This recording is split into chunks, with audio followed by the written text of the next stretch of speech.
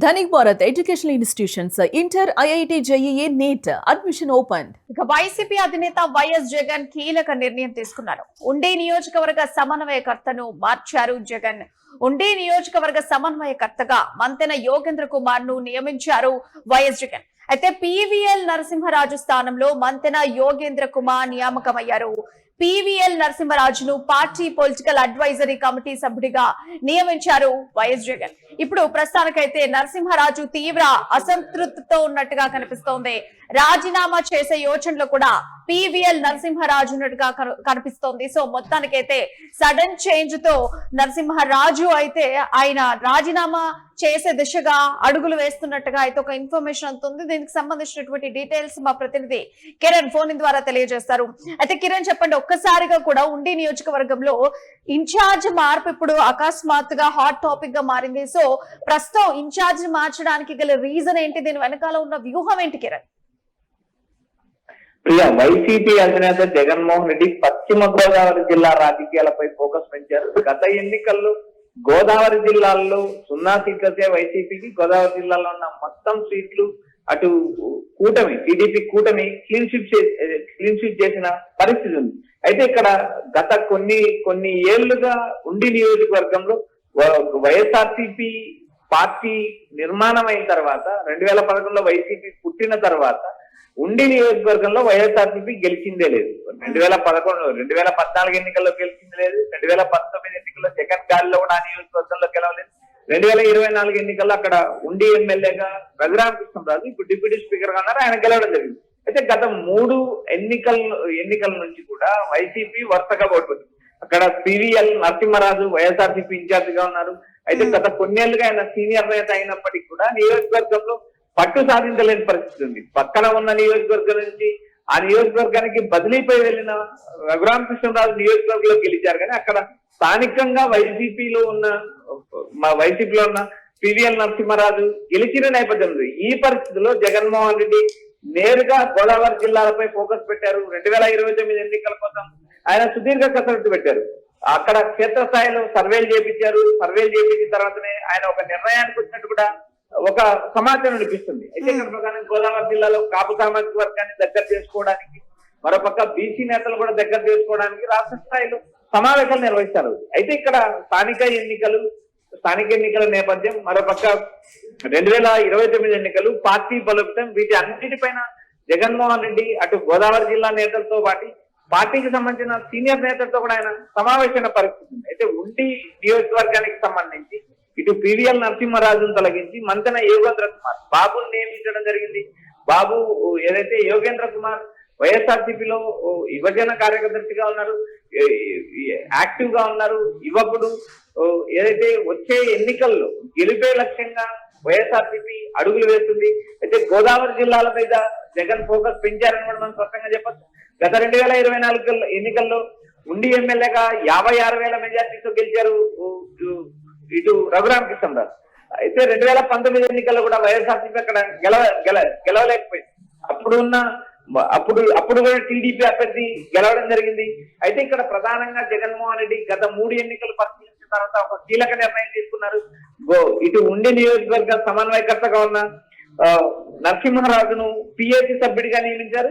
ఆయన స్థానంలో యోగేంద్ర కుమార్ బాబును నియమిస్తూ జగన్మోహన్ రెడ్డి ఒక కీలక నిర్ణయం తీసుకున్నారు. 2029 ఎన్నికలే లక్ష్యంగా జగన్ ఆయా నియోజకవర్గాల్లో ఇన్ఛార్జీలు మారుతున్నారు, పార్టీని బలోపేతం చేస్తున్నారు, కొత్త వారికి అవకాశం ఇస్తున్నారు, యువతకు మహిళలకు రాజకీయాల్లో అవకాశం ఇచ్చే యోచనలో జగన్ ఉన్నారని మనకు ప్రచారం. అయితే ఇప్పుడు ఈ ఇన్ఛార్జ్ మార్పు వల్ల వైసీపీ పివిఎల్ నరసింహరాజు అయితే ఓవైపు తీవ్ర అసంతృప్తిగా ఉన్నట్టుగా కూడా తెలుస్తుంది. మరి ఆయన తన అనుచరులతోని ఏ రకమైన భేటీ అయ్యేటువంటి అవకాశం ఉందా, లేకుంటే అక్కడి నుంచి వస్తున్నటువంటి సమాచారం ఎట్లా ఉంది ఆయన వైపు నుంచి? ప్రియా, ఉండి సమన్వయకర్తగా నరసింహరాజును తొలగించిన తర్వాత ఆయన తీవ్ర అసంతృప్తిలో ఉన్నట్టు కూడా మనకు సమాచారం అనిపిస్తుంది. ఆయన అనుచరులు నేతలతో కూడా సమావేశమవుతున్నారు. ఆయన వైఎస్ఆర్సీపీ పార్టీకి రాజీనామా చేస్తారని జోరుగా ప్రచారం జరుగుతుంది. అయితే గత 3 ఎన్నికల్లో అవకాశం ఇచ్చినప్పటికీ ఆయన గెలిచిన పరిస్థితి లేదు. నియోజకవర్గంలో కొత్త వారికి అవకాశం ఇస్తే ఆ నియోజకవర్గంలో ఏమైనా గెలిచే అవకాశాలు ఉంటాయా అనే కోణంలో జగన్మోహన్ రెడ్డి నిర్ణయం తీసుకున్నారనుకోవచ్చు. ఆయా నియోజకవర్గాల్లో ఇప్పటికే ఇన్ఛార్జీలు మారుతున్నారు. కొత్తగా యువతరానికి మహిళలకు అవకాశం ఇచ్చే యోచనలో జగన్ ఉన్నారు. అయితే ఇక్కడ ప్రధానంగా ఉండి అనేది టీడీపీకి అత్యంత బలమైన నియోజకవర్గం. అభ్యర్థి ఎవరనే సంబంధం లేకుండా అక్కడ ఉన్న నాయకులు, నేతలు, పార్టీ కార్యకర్తలు తక్షించి పనిచేయడం గత కొన్ని ఏళ్లుగా ఉండి టీడీపీ కంచుకోవటాన్ని కూడా చెబుతుంది. ఇలాంటి నేపథ్యంలో ఏదైతే గత 3 ఎన్నికల్లో ఓటమి తర్వాత జగన్మోహన్ రెడ్డి ఒక కీలక నిర్ణయం తీసుకున్నారు. కొత్త వారిని ఇన్ఛార్జిగా నియమించారు. అయితే ఈ ఇన్ఛార్జి ఏ మేరకు పనిచేస్తారా, ఎంత మేరకు సమన్వయం చేసుకుంటారా, నేతలను కార్యకర్తలు ఎలా కలుపుకుని ముందుకు వెళ్తారా అనేది కూడా మనం రాబోయే రోజు చూడాలి. అయితే ఇక్కడ ఈ నియోజకవర్గంలో ఇప్పటి వరకు కనుక చూసుకుంటే పిఎల్ నరసింహరాజ్ కు బలమైనటువంటి క్యాడర్ ఇప్పుడు ఆ నియోజకవర్గంలో ఉంది. ఇప్పుడు ఇన్ఛార్జ్ ని కనుక చేంజ్ చేస్తే, ఆయనను పక్కకు పెట్టేస్తే, అక్కడ ఎవరైతే వైసీపీ నాయకులు కార్యకర్తలు ఉన్నారో వాళ్ళు ఇప్పుడు ఈ కొత్త ఇన్ఛార్జ్ కి సపోర్టివ్ గా ఉంటారా, లేకుంటే ఇప్పుడు చీలిపోయేటువంటి అవకాశం ఉందంటారు ఇప్పుడు ఆ నియోజకవర్గంలో?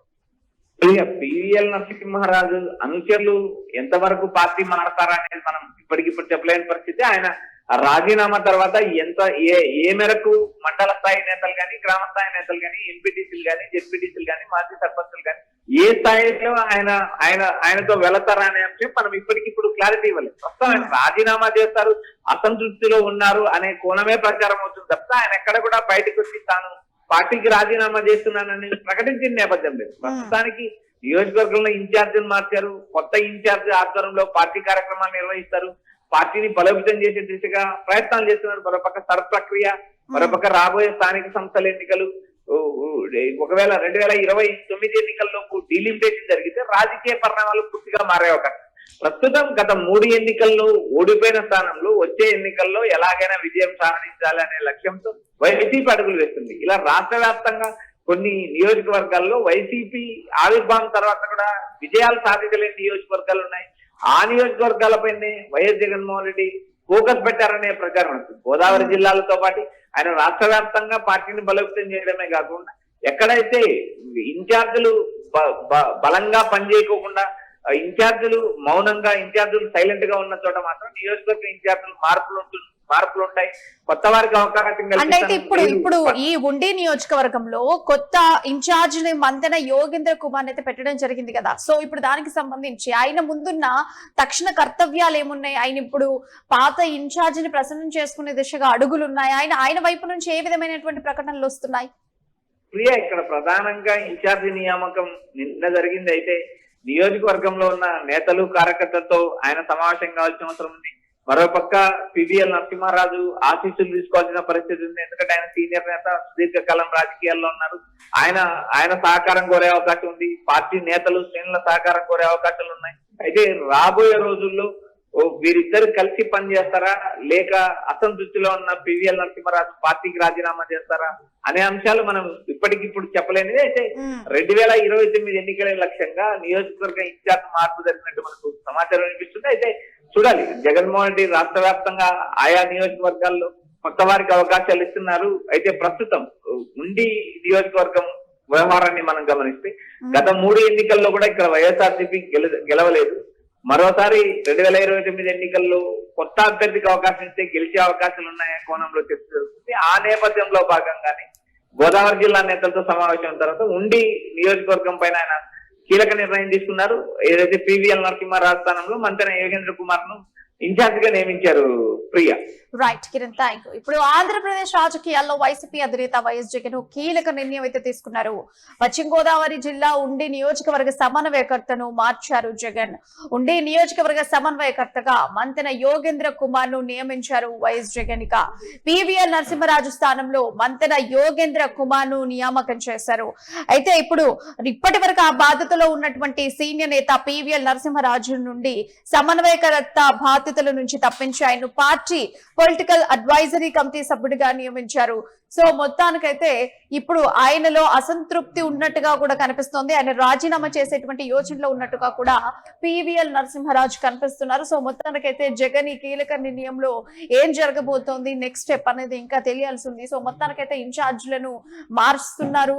సో కొత్త స్టెప్ తీసుకుంటున్నారు, యువకులకు అవకాశం ఇస్తున్నారు, కొత్త వాళ్ళకి అవకాశం ఇస్తున్నారు. సో ఇన్ని రోజుల నుంచి ఉండే నియోజకవర్గంలో పివిఎల్ ఉన్నా కూడా అందులో బలంగా ఎప్పుడు కనిపించలేదు కాబట్టి సో ఇలాంటి ఒక చేంజెస్ చేస్తున్నట్టు చేస్తున్నట్టుగా కూడా తెలుస్తుంది. సో మొత్తానికైతే జగన్ ఒక కీలకమైనటువంటి నిర్ణయం తీసుకున్నట్టుగా తెలుస్తుంది.